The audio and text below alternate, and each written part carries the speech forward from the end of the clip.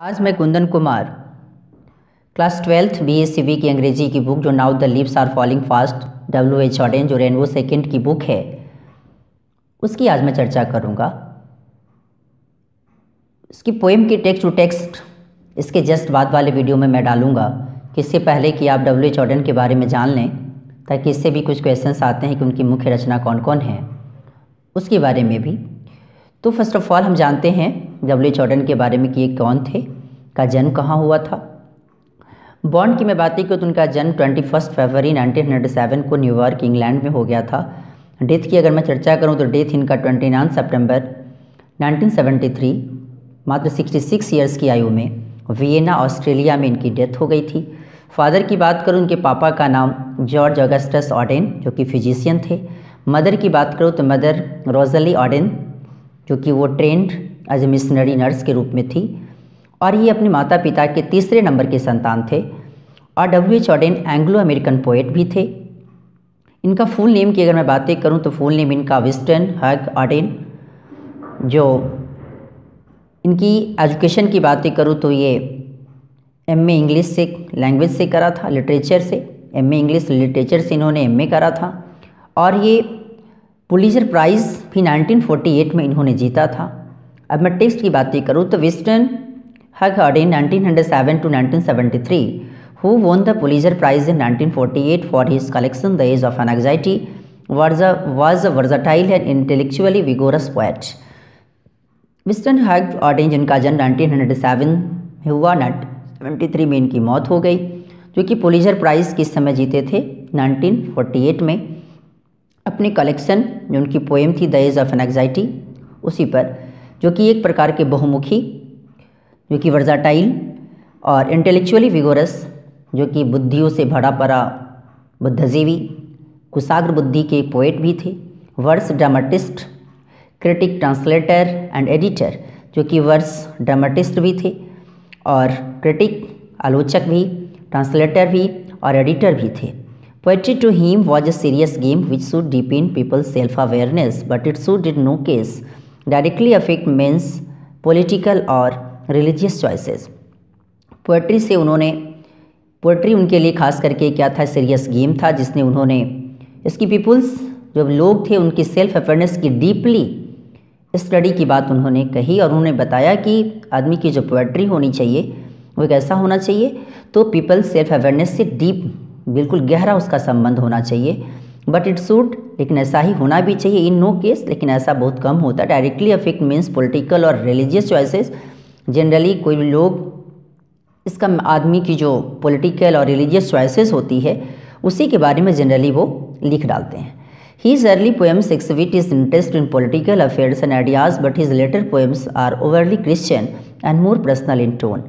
शुरुआती दौर की जो उनकी पोएम्स कविता थी जो कि वो दर्शाती है, एक्सिबिट मतलब होता है दर्शाना, उनका जो इंटरेस्ट किसमें था, पॉलिटिकल अफेयर्स में और आइडियाज़, पॉलिटिकल आइडियाज़ में। लेकिन बाद में चलकर उनकी पोएम्स जो कि मेनली किस चीज़ों पे आ गई, क्रिश्चियन और मोर पर्सनल, जो कि ज़्यादातर उनकी जो अपनी पर्सनल टोन था उसमें उन्होंने लिख डाला। बाद में चल के मैं बातें करूँ कि as a technician Auden explored a variety of stanza forms and meters. खास करके एक टेक्नीशियन होने के नाते ऑडेन ने क्या किया कि एक फॉर्म्स और मीटर्स, जो कि मीटर से एक लिटरेरी डिवाइस होता है, ठीक है, उसकी चर्चा किया और उन्होंने उसका पता लगाया। एक्सप्लोर मतलब होता है पता लगाना। He had a passion for word coining and using archaic words. उनका एक पैसन ही था, उनकी अपनी एक जुनून थी, उनका धुन था कि वर्ड कॉइनिंग का पता लगाना और उसी के इस्तेमाल से अपने रचना को आगे बढ़ाना। एंड यूजिंग आर्केइक वर्ड्स, और पुराने ज़माने के वर्ड्स का इस्तेमाल करना।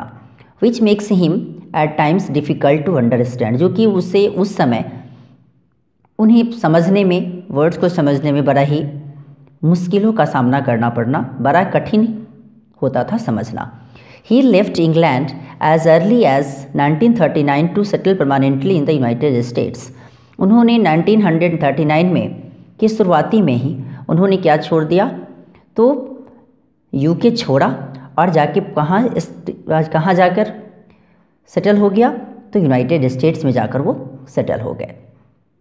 उनकी जो कुछ नोटेबल वर्क्स है जो कि बात मैं करूँगा जस्ट अभी, इसमें देख भी रहे हैं कि audience work is divided into the British and American faces. इनके दो पार्ट में इनकी रचना को बांटा गया है, जिसको फर्स्ट वाले को हम कहते हैं ब्रिटिश और सेकेंड वाले को कहते हैं अमेरिकन फेसेस। ठीक। The notable works of the English phase are the orators, the dance of death, look stranger, Spain and another time. जब मैं अगर बातें करूं जिस समय वो इंग्लैंड में थे, इंग्लिश की बात करूं, जो कि द इंग्लिश यहाँ जो किसी जाति अर्थात कुछ जगह को शो करता है, इंग्लिश फेस की मैं बातें करूं तो वो उनकी रचना कौन कौन है, तो the orators, the dance of death, look stranger, Spain and another time. ये रचना किनकी है, W.H. ऑडेन की।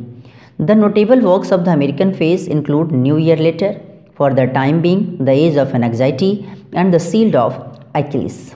जो कि मैं बातें करूं जो कि अमेरिकन फेस में उन्होंने कौन सी अपनी रचना करी, तो वो कौन है, New Year letter, for the time being, the age of anxiety and the shield of Achilles. ये सारी रचना उस समय अमेरिकन फेज में करा, और वही इंग्लिश के फेज में जिस समय इंग्लैंड में थे उस समय उनकी रचना कौन कौन थी, the orators, the dance of death, look stranger, Spain and another time.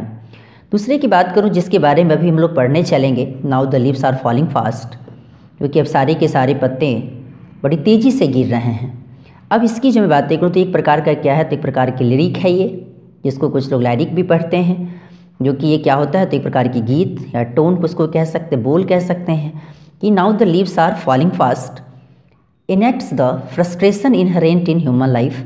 जो कि now the leaves are falling fast, जो कि ये दर्शाता है कि आदमी के जीवन में, मानव जाति के जीवन में फ्रस्ट्रेशन आना बिल्कुल स्वाभाविक बात है, क्योंकि फ्रस्ट्रेशन इंसान बिल्कुल निराशा का आना कभी कभी हो जाता है इंसान के जीवन में। The aspirations that are not fulfilled, जिसकी जब उसकी आकांक्षाएँ पूर्ण रूपेण फुलफिल नहीं की जाती है, and the sense of loneliness in which every individual lives and dice. जो कि आप देखते हैं कि जब मैं अगर बातें करूं तो जब जिस समय लोनलीनेस का, अकेलापन का जो सेंस, जो उसकी ज्ञान, उसकी जो स्थिति होती है, जिसमें इंसान, प्रत्येक व्यक्ति कभी जीता है तो कभी मरता है। नहीं, जब व्यक्ति की, क्योंकि जब कभी लाइफ में जब फ्रस्ट्रेशन अगर आती है, जब भी कभी इंसान के जीवन में फ्रस्ट्रेशन जब अगर आ जब अगर उसकी आकांक्षाएं पूर्ति नहीं की जाती है, जब इंसानों का अकेलापन का समझ जब आना शुरू हो जाता है, जो कि उस समय इंसान जनरली सारे के सारे व्यक्ति, every individuals lives and dies, कि कभी जीते हैं और कभी मरते हैं। ये प्रत्येक व्यक्ति के जीवन में ये सारी घटनाएं आती हैं, जो कि व्यक्ति के जीवन में फ्रस्ट्रेशन का आना, उसकी एस्पिरेशंस का फुलफिल नहीं हो पाना। एस्पिरेशंस का मतलब होता है आकांक्षाएं, उसकी इच्छाएं की पूर्ति नहीं हो पाना, और उस समय इंसानों को क्या हो जाना, तो व्यक्ति को जिंदा रहते हुए भी कभी कभी इंसान मरने लगता है। इसकी चर्चा उन्होंने इस poem now the leaves are falling fast में करा है।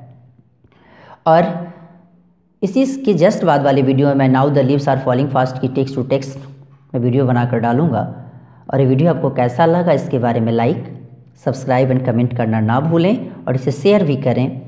Thanks a lot.